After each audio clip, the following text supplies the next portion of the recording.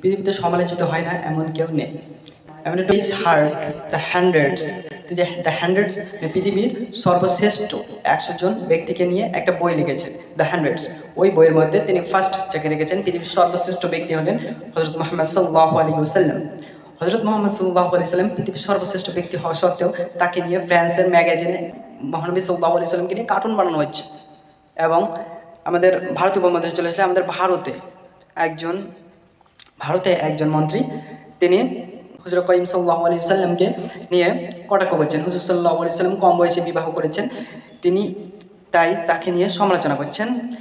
যেহেতু পৃথিবীর সর্বশ্রেষ্ঠ ব্যক্তিরও সমালোচনা করা হচ্ছে, তো তোমার সমালোচনা করা হবে না এমন প্রশ্ন খুবই আপত্তিকর। সুতরাং পৃথিবীর সব ব্যক্তিকেই সমালোচনা করা হয়, কিন্তু সমালোচনা আমার করা হয়, এটা তো খারাপ বিষয়। কিন্তু সমালোচনা কার করব? সমালোচনাটাকে আমরা যদি ইতিবাচক দিকে নিয়ে যাই, নেতিবাচক দিক থেকে আমরা যদি নেগেটিভ ইম্প্যাক্ট থেকে পজিটিভ ইম্প্যাক্টে ফেলতে পারি সমালোচনা করে, তারপর এরকম সমালোচনায় এরকম করো যে আমাদের লাভ হচ্ছে, এরকম সমালোচনা করা যেতে পারে। এবার আমরা চলে আসি সূরা আলা, সর্বশেষ আয়াতগুলো হচ্ছে সুফি ইব্রাহিম মুসা। মানে এখান থেকে আমরা একটা সোর্স পাচ্ছি যে সুফি ইব্রাহিম এবং মুসা বলে কিছু ছিল। ইব্রাহিম আলাইহিস সালাম, আব্রাহাম নামে যিনি পরিচিত, ইব্রাহিম আলাইহিস সালামের উপর যে সমস্ত সহিফাগুলো নাজিল হয়েছিল তার মধ্যে একটা অন্যতম সহিফা ছিল বুদ্ধিমানের কাজ হলো সময়কে 3 ভাগে ভাগ করে তাকে ব্যয় করা। বুদ্ধিমানের কাজ কি? বুদ্ধিমানের কাজ হচ্ছে সময়কে 3 ভাগে ভাগ করে তা ব্যয় করা।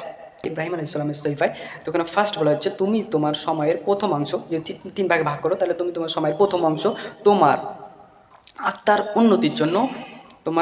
উন্নতির জন্য ব্যয় করো, তোমার আত্মসমালোচনার জন্য ব্যয় করো। এমন এক ধরনের সমালোচনা যেটা হচ্ছে মানে নিজের সমালোচনা করো, নিজের সমালোচনা করো। তাহলে আমি বলছি কোন ধরনের সমালোচনা ভালো? এই ধরনের সমালোচনা ভালো যে নিজের সমালোচনা করো, যে আমি কোনটা ভুল করলাম, আমি কোনটা ঠিক করলাম, আত্মসমালোচনা করো। আর এক ভাগ সময় তোমরা কিসের জন্য ব্যয় করবে? আর এক ভাগ সময় তোমরা তোমাদের জীবিকা নির্বাহের জন্য ব্যয় করবে, তোমরা তোমাদের যে রুটিনে যে কাজ থেকে সেই কাজের জন্য ব্যয় করবে। আর এক ভাগ সময় তোমরা কিসের জন্য ব্যয় করবে? আর এক ভাগ সময় তোমরা তোমাদের গডের, তোমাদের ক্রিয়েটরের, তোমাদের লর্ডের উপাসনার জন্য ব্যয় করবে।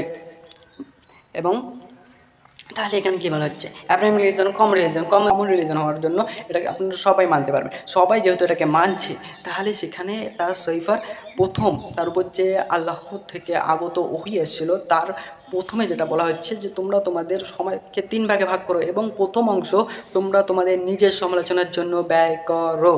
তোমরা তোমাদের নিজের সমালোচনার জন্য ব্যয় করো, অপরের সমালোচনা নয়। নিজের সমালোচনা যদি আমরা করি তবে আমাদের লাভ, অপরের সমালোচনা করলে কী হবে? এখন একটু ইসলাম আল গিবাতু আসাদ্দু মিনাজ জিনা, গিবত জিনার থেকে মারাত্মক, গিবত জিনার থেকে মারাত্মক। রাসূলুল্লাহ সাল্লাল্লাহু আলাইহি ওয়াসাল্লাম যতই বলেছিলেন যে গিবতকারী জাহান্নামী, গিবত ব্যভিচার অপেক্ষা মারাত্মক। সুতরাং গিবত তুমি যদি নিজেই করো, তুমি নিজেই বুঝতে পারবে যে আমি মানুষের নামে খারাপ বলছি, যা পরবর্তীকালে সে শুনলে তার মনে কষ্ট পাচ্ছে। অথচ আমি কীরকম মানুষ, আমি তার নিন্দা করছি তার অনুপস্থিতিতে, তার সামনে আমি তার প্রশংসা করছি, এটা কীরকম হলো? আমি তার নিন্দা করছি তার অনুপস্থিতিতে, আমি অপরের সমালোচনা করছি অপরের অনুপস্থিতিতে, যা পরবর্তীকালে সে শুনলে খারাপ পাচ্ছে, তার মনে আঘাত লাগছে। এটা আমাদের কীরকম ক্যারেক্টার? আমাদের ক্যারেক্টার, এরকম ক্যারেক্টার ইসলাম কখনো শিক্ষা দেয় না।